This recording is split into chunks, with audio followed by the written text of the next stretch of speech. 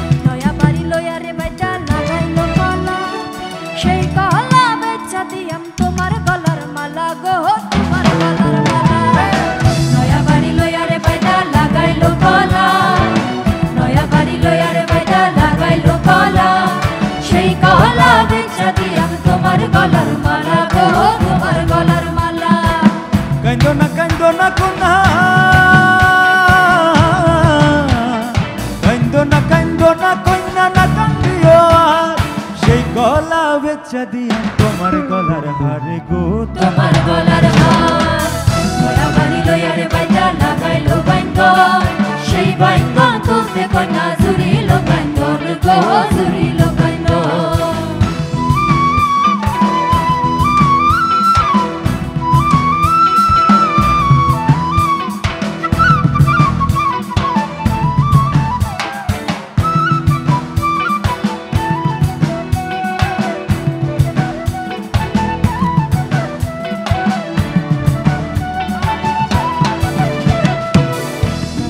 লয়ারে by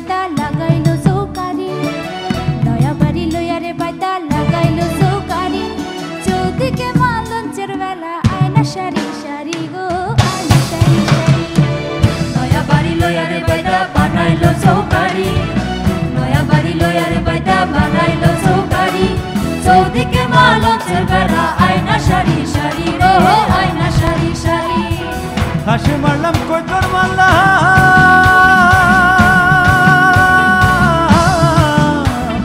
হাসি মারলাম কই তোর মারলাম বাচ্চা মারলাম দিয়া খালা কইরা রাইন্দ বাইগন কাইলা জিরা দিয়া গো কাইলা জিরা দিয়া নয়া বাড়ি লয়া রে বাইতা লাগাইলো বাইঙ্গন সেই বাইঙ্গন তুলতে কন্যা জুড়িলো কান্দন গো জুড়িলো কান্দন জুড়িলো কান্দন গো জুড়িলো কান্দন জুড়িলো কান্দন গো জুড়িলো কান্দন জুড়িলো কান্দন গো জুড়িলো কান্দন।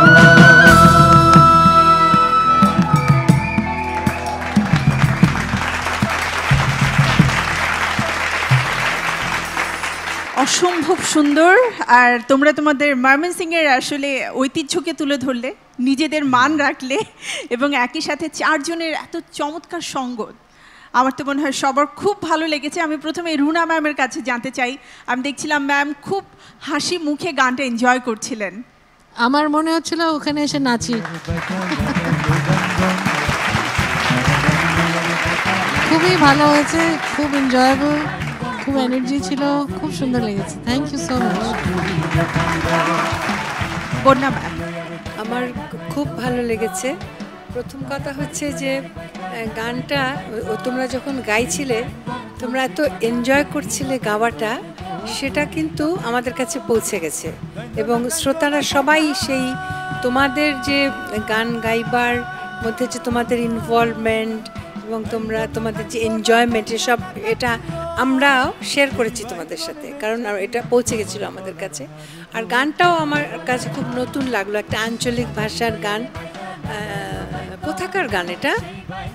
ম্যাম এই গানটি হচ্ছে আমাদের ময়মনসিংহ গীতিকা থেকে নেওয়া। ময়মনসিংহ গীতিকার গান। হ্যাঁ, দেখো সুরের কিন্তু খুব জটিলতা নেই, কিন্তু ওর মধ্যে একটা খুব সুন্দর বক্তব্য আছে। এবং ময়মনসিংহ গীতিকার অধিকাংশ ওগুলো তো সব নাটকের গান, বিভিন্ন নাটক বা ইসের গান, কাজে তার মধ্যে একটা খুব শক্তিশালী বক্তব্য থাকে, একটা মেসেজ থাকে।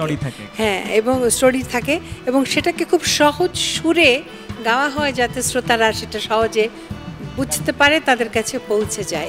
এই গানগুলির বিশেষত্বই তাই। তো খুব সুন্দর করে ফুটিয়েছে, খুব ভালো লেগেছে। সামিনা ম্যাম, আজকে এই ময়মনসিংহের গানের জন্য তোমরা তিনজনই কি এরকম সুন্দর করে সেজে এসছো একই রকম ভাবে? আমারও তো ইচ্ছা হচ্ছিল ওরে একটা পরি। খুবই সুন্দর লাগছে। আর তার মাঝখানে একটি মাত্র ছেলে, মানে তিন বধূ এক স্বামীর মতো অবস্থা আর কি। হ্যাঁ, ছবি আছে না, দুই বধূ এক স্বামী, সেরকম আর কি। যাই হোক, তিন বন্ধু এক বন্ধু, তো সব ভাই বন্ধু। 303-এর ঘর।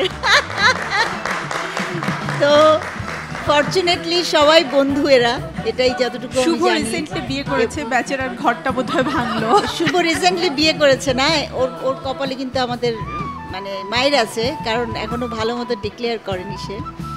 যাই হোক, গানের কথাটা অ্যাকচুয়ালি কী ছিল আমি মালাটা একটু বুঝলাম, চুড়িটা একটু বুঝলাম, কিন্তু বক্তব্যটা কী ছিল? ম্যাম এটা হচ্ছে নতুন বধূ আসে যে বাড়িতে আর কি, তো আমাদের বাড়ির যে উঠান থাকে সেখানে একটি বেগুন গাছ লাগানো হয়।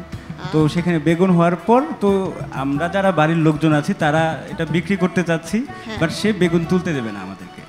তখন তাকে আমরা বোঝাচ্ছি যে এই বেগুন বিক্রি করে আমরা তোমাকে গলার হার কিনে দেবো, কচু গাছ লাগানো আছে সেটা বিক্রি করে তোমাকে গলার চুড়ি কিনে দিব, তবুও আমাদের মানে হ্যাঁ আঙিনার যত ফসল আছে এগুলো বিক্রি করে তোমাকে আমরা হার কিনে দেবো, বাট এগুলো আমাদেরকে। যাই হোক, তোমরা চারজনে আলাদা আলাদা করে গিয়েছো এক একটা স্ট্যানজা, এবং যতই তোমরা ভালো গাইছিলে, তোমরা যতই হাসো না কেন, আমার বুকের ভিতর ততই ধুপ ধুপ করছে। আসলে কে থাকছে এই নিয়েই একটা টেনশন শুরু হয়ে গেছে অলরেডি আমার। তো আমি আমার তো আশা যে সবাই এসে যাক। আজকে এই গানটা এক্সেলেন্ট, মানে একেবারে দারুণ দারুণ দারুণ দারুণ। ধন্যবাদ ম্যাম। আজ তো ফলাফল রাউন্ড, তোমরা সবাই বেস্ট 20-তে আছো। সবসময় তোমরা চ্যানেলে পরিবারের সাথে থাকবে, সব কিছুতে থাকবে, কিন্তু তারপরেও যেহেতু ফলাফল রাউন্ড, কাউকে বাদ পড়তে হবে, কাউকে সামনে এগিয়ে যেতে হবে। দুঃখের কথা, কিন্তু তারপরও জানতে চাই যে আসলে যদি এগিয়ে যেতে না পারো তাহলে কে কি করবে বা মন কতটা খারাপ হবে। আমি প্রথমে রনির কাছ থেকে শুনতে চাই।